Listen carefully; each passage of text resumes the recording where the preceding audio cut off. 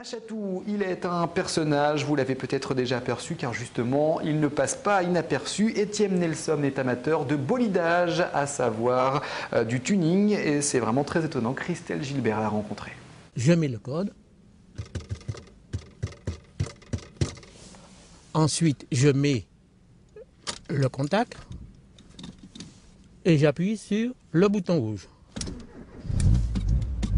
Ah, ça ne laisse pas indifférent. Étienne Nelson a 68 ans. Il y a 26 ans, il achète sa première voiture, une simple Ford Sierra. J'ai abandonné l'horlogerie pour me lancer dans la représentation de commerce. Le problème, c'est que quand vous êtes représentant, vous êtes obligé d'aller plus vite que les autres. Quand vous êtes tout seul dans votre voiture et un client vous dit « je vous attends à telle heure », ça pousse.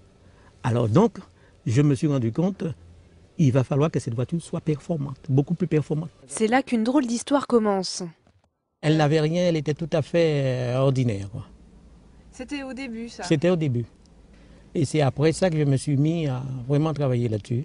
Vega pour la planète de l'univers, missile pour la puissance que son véhicule dégage. La voiture est baptisée et les travaux peuvent commencer. Étienne Nelson change le moteur, la carrosserie. Son objectif, rendre la voiture aérodynamique. Alors donc, vous voyez ici, ce sont les évents où l'air pénètre.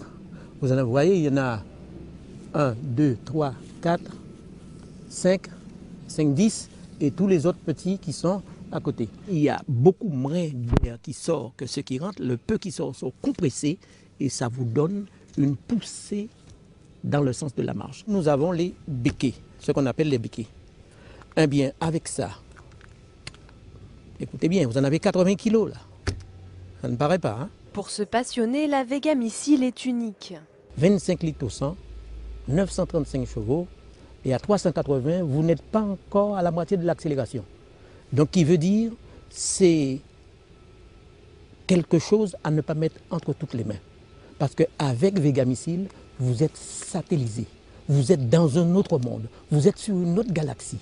Mais le fan de tuning la manipule avec précaution. À partir de 380, j'ai commencé à comprendre que s'il y a un roue qui explose, s'il y a la moindre chose, c'est une allée sans retour. Si j'ai beaucoup de chance, on trouvera peut-être une dent plantée dans le bitume, c'est tout.